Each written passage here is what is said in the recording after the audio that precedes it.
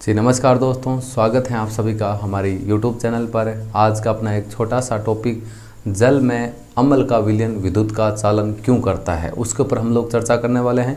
और इसको हम लोग डायग्राम के साथ एकदम बढ़िया तरीके से समझने वाले हैं। काफ़ी बार ये क्वेश्चन आपका पूछा गया है, आगे भी पूछा जा सकता है, क्योंकि काफ़ी इंपॉर्टेंट क्वेश्चन है कि कोई भी अम्ल का विलयन होता है वो जल के अंदर विद्युत का चालन क्यों करता है, या अम्ल का विलयन जल के अंदर विद्युत का सुचालक क्यों होता है। यहाँ पर थोड़ा सा आपका जो क्वेश्चन लिखा गया है उसमें आपका यहाँ पूरी तरीके से सही नहीं लिखा गया है। जल में अम्लीय विलयन लिख देना आप भाई, जल में अम्लीय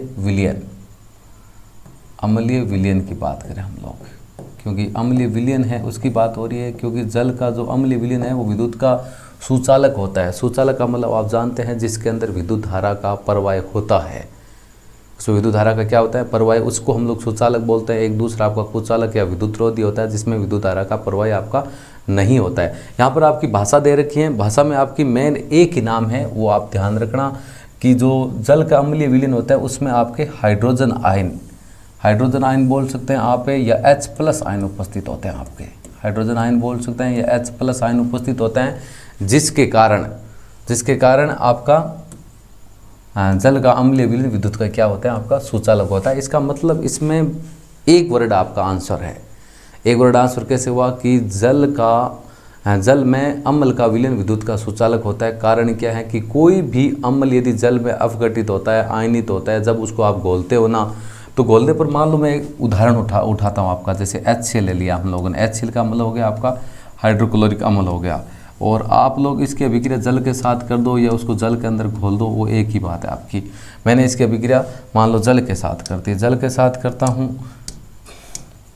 तो वो आपका आगे जाके बनता किस प्रकार है, H के ऊपर आपका प्लस आता है और OH के ऊपर Cl के ऊपर आपका क्या जाता है, माइनस। मतलब इस प्रकार की कंडीशन हो जाती है आपकी कि H के ऊपर आपके प्लस होता है। ये जो आपके H+ आयन होता है ना, ये वाला आयन, इसी H+ आयनों के कारण कोई भी आपका अम्ल हो, उस अम्ल का विलयन जल के अंदर विद्युत का सुचालक होता है। उदाहरण आप कौन सा भी ले लो, जैसे HC लिए यहाँ पर, और भी उदाहरण हम लोग ले सकते हैं। HNO3 ले लो, H2SO4 ले लो। तो जैसे HNO3 ले लिया है, HNO3 की अभिक्रिया हम लोग जल के अंदर इसको घोल रहे हैं, आगे जाके होगा क्या, H के ऊपर प्लस आ जाएगा और NO3 के ऊपर क्या आ जाएगा, आपका माइनस आ जाएगा। तो ये H+ होते हैं, वो किसी अम्ल का विलयन होता है या HNO3 का विलयन होगा, उसमें जो H+ आयन होंगे उसके कारण वो क्या होगा, विद्युत का आपका सुचालक होगा।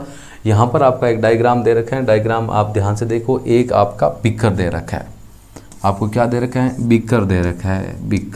बीकर अब आपका कांच का ही होता है लगभग। एक बीकर दे रखा है और इसके अंदर है 2 लोहे की कील है आपकी, यहाँ पर आपको दिखाई दे रही होगी, जिसमें हम लोगों ने 2 तारों को जोड़ दिया है। माइनस वाला सिरा जिसको हम लोग बोलते हैं कैथोड बोलते हैं, प्लस वाले सिरों को क्या बोलते हैं, आपका एनोड बोलते हैं। और इस विद्युत परिपथ को हम लोगों ने क्या किया है, पूरा किस प्रकार किया है, एक बैटरी जोड़ी है। बैटरी आपकी कितने वोल्टेज की है, 6 वोल्टेज की आपकी बैटरी है। एक बल्ब जोड़ा है हम लोगों ने, और एक आपकी स्विच बोले तो कुंजी हो गई। और ये जो इसके अंदर है, बीकर के अंदर जो आपका विलयन लिया गया है ना, वो आपका तनु HCl विलयन लिया गया आपका। डिल्यूट HCl सॉल्यूशन है, मतलब तनु HCl। तनु का मतलब होता है जिसमें अम्ल की तुलना में जल की मात्रा ज़्यादा होती है। HCl अम्ल लिया आप लोगों ने, तनु HCl अम्ल का एक विलयन लिया है, सॉल्यूशन का मतलब विलयन हो गया। और नीचे आपको एक रबड़ का टुकड़ा लिया, एक रबड़ का टुकड़ा है जिसके ऊपर 2 लोहे की कील लगी हुई है। दोनों लोहे की कील हैं वो सिर्फ विलयन में आपस में संपर्क में, आप ध्यान से देख सकते हो ये कीलें हैं ना, दोनों विलयन में संपर्क में, इन तारों से इनको संपर्क में नहीं करवाया गया है। और एक तार यहाँ से जोड़ा गया कैथोड वाला, एक यहाँ से जोड़ा गया आपका स्विच जोड़ दिया, बल्ब जोड़ दिया, उसके बाद में आपकी प्लस सिरे एनोड से ले जाकर जोड़ दिया। बैटरी यहाँ पर आपकी दे रखी है 6 वोल्टेज की। जब इसके अंदर विद्युत धारा प्रवाहित की जाती है तो ये बल्ब जलता है। आप एक चीज़ नोट कर सकते हो कि यहाँ इस विलयन के अंदर ये दोनों तार आपस में संपर्क में नहीं है, ये दोनों तार आपस में संपर्क में नहीं, वहाँ पर सिर्फ संपर्क में वो विलयन है। आप देख सकते हो इन दोनों कीलों के बीच ये दोनों कीलें सिर्फ संपर्क में आ रही है, तो एक विलयन के संपर्क में आ रही है, क्योंकि दोनों कीलें एक ही विलयन में है। तो इसका मतलब ये हुआ कि यदि बल्ब जल रहा है तो ये अम्ल का जो ये विलयन है, ये विलयन विद्युत का सुचालक होता है, क्योंकि करंट का प्रवाह, विद्युत धारा का प्रवाह उस विलयन से हो रहा है। क्योंकि यहाँ गैप दिया हुआ है, आप देख सकते हो, ये जो इधर देखो तीर का निशान दे रखा है, यहाँ बीच में गैप है, इधर इतना गैप दिया हुआ दोनों कीलों के बीच में। तो इसका मतलब ये जो पूरा विलयन है वो विद्युत का चालन करता है, तभी वो बल्ब जल रहा है, नहीं तो बल्ब कैसे जलेगा, आप खुद अनुमान लगा सकते हो। और उसका कारण क्या है, मैंने कारण आपको बता दिया कि HCl अम्ल है, उसको आप जल के अंदर घोलते हो तो H+ आयन होते हैं, या HNO3 कोई भी हो, यहाँ पर अम्ल या HCl लिया हम लोगों ने, HNO3 भी ले सकते हैं, H2SO4 भी ले सकते हैं, जो आपको बेस्ट लगता है वो ले सकते हैं।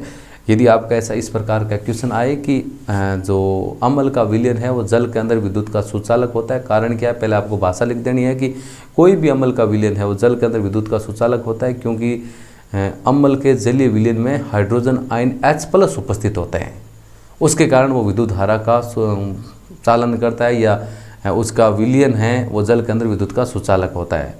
और ये आपका डायग्राम दे रखा है, डायग्राम आपको बनाना है, एक बीकर लेना है, बीकर के अंदर किसी विलयन का सॉल्यूशन लेना है, वहाँ पर एक रबड़ का कोरक ले लेना है जिसमें 2 कील लगा देनी है। 2 कीलों में से एक में आप जोड़ दोगे कैथोड को, एक को जोड़ देंगे एनोड को, एक स्विच लगा दिया और एक आपका बल्ब लगा दिया। और जब इसके अंदर हम लोग विद्युत धारा प्रवाहित करते हैं 6 वोल्टेज की, यहाँ पर बैटरी ले रखी है, बैटरी आप अपनी इच्छा से ले सकते हो, 6 वोल्टेज की बैटरी से हम लोग विद्युत धारा प्रवाहित करते हैं। धारा प्रवाहित करने के बाद में ये बल्ब जलता है, इसका मतलब वो विलयन विद्युत का चालन करता है स्वयं, क्योंकि यहाँ पर बीच में ये कीलें सिर्फ विलयन के संपर्क में है। उम्मीद करते हैं ये आज का क्वेश्चन आपको बढ़िया तरीके से समझ में आया होगा, डायग्राम भी आपको समझ में आया होगा। वीडियो अच्छा लगा लाइक ज़रूर करें, शेयर करें और इसके साथ में हमारे YouTube चैनल को सब्सक्राइब करें। Thank you. जय हिंद, जय भारत।